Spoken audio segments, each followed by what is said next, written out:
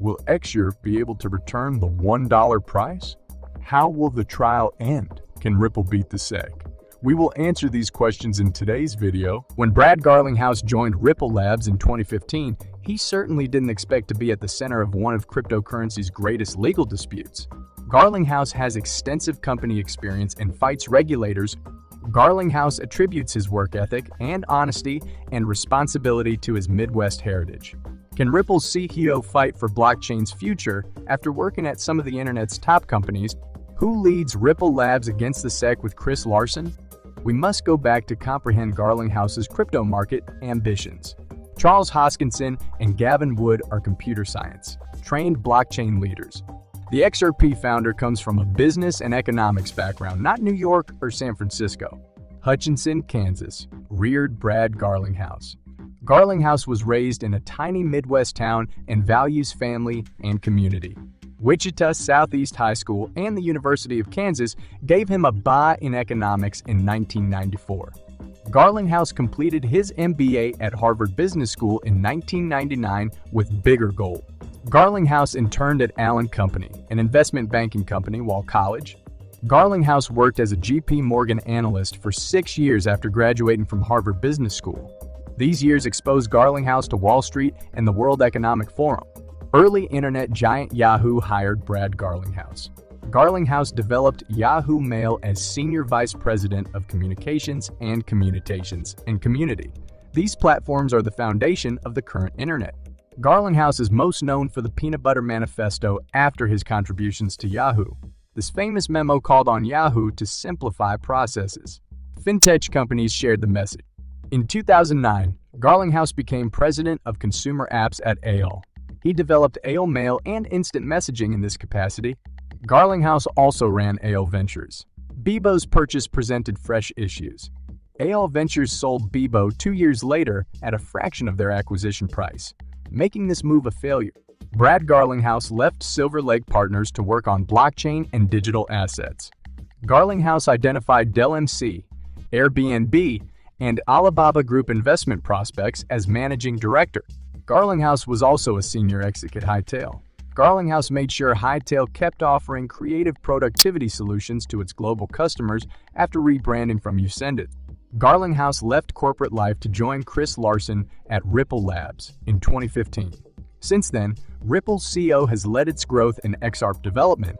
Garlinghouse has advocated using blockchain to address banking regulations and cybersecurity.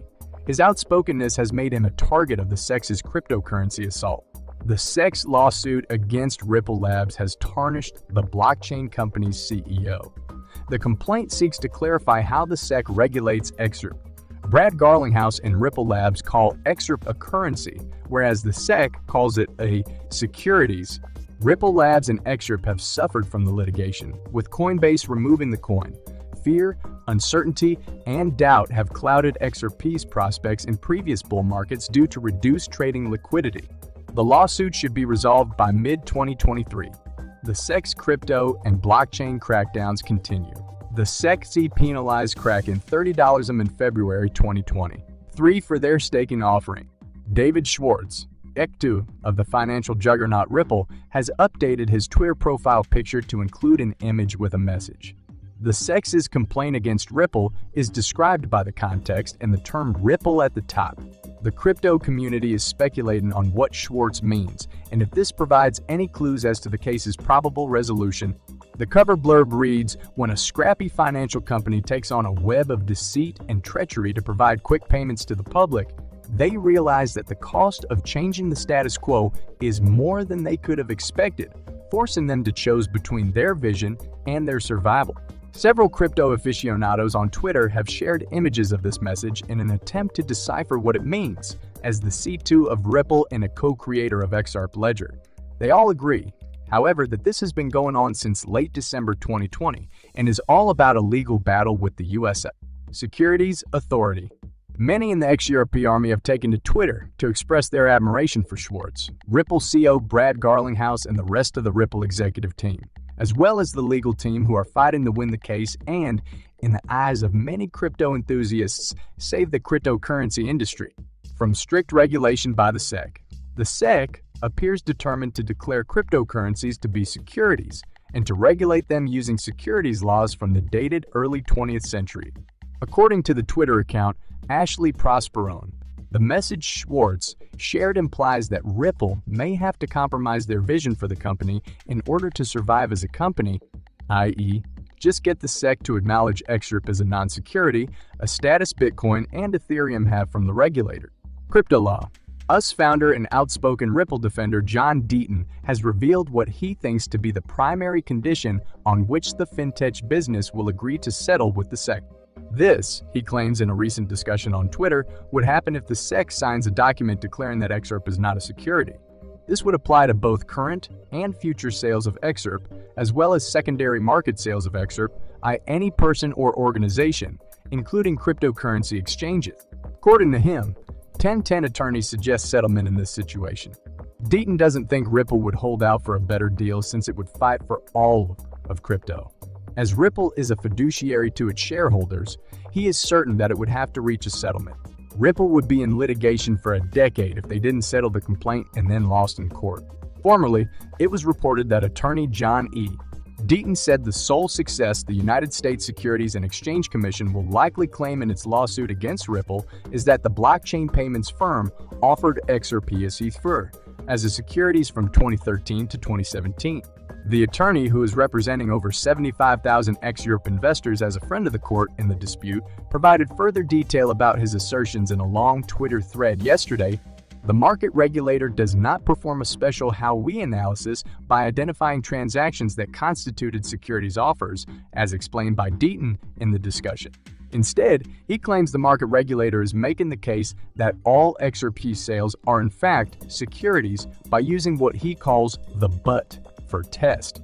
The SEC's argument, according to Deaton, is that all XRP represents securities regardless of the circumstances of the transaction, since Ripple helped establish a secondary market for XRP. The SEC's assertion in its summary judgment motion is the basis for the attorney's opinion. The SEC argued that the investment of money prong of the Howey test was met because defendants did not deny that they offered and sold XRP in return for money, meaning fiat currency. To paraphrase the court's opinion, defendants' assertions and actions as to XRP establish the other components of the Howey test as a matter of law. The but for test, as a reminder, is used to establish fault in tort and criminal proceedings by showing that a certain result is the direct consequence of the defendant's actions and would not have occurred under alternative circumstances. In addition, Deaton notes that the SEC avoids doing a full Howey analysis by placing too much emphasis on the XRP coin. The market regulator's contention that XRP is symbolic of both the investment contract and the joint venture is shown by the lawyer. The attorney objects, explaining that this is not how Howey is implemented, as it is the particulars of the transaction that often decide whether or not an offering constitutes an investment contract. Remember that Deaton has stressed that an investment contract's underlying asset cannot, in and of itself, constitute a security. Apparently, the lawyer was able to persuade the court to agree with him in the Lowbury case, resulting in a formal admission of this fact by the SEC. A good Howey analysis led by the conditions of the sale would limit things down to particular transactions, not all XRP sales, as it now claims, and the attorney feels that the SEC might have had an easy and winning case if it had done so. Deaton wrote in the thread, "This is why I said the SEC may have snatched defeat from the jaws of victory," after disclosing that he has pointed out to Judge Annalisa Torres that the SEC's claims in the Ripple case are potentially the broadest and farthest-reaching claims the regulator has made in any enforcement action. As the papers in the case have been filed and the parties are now waiting for a verdict, discussions have naturally turned to the various outcomes. Deaton has said that he anticipates a trial by jury,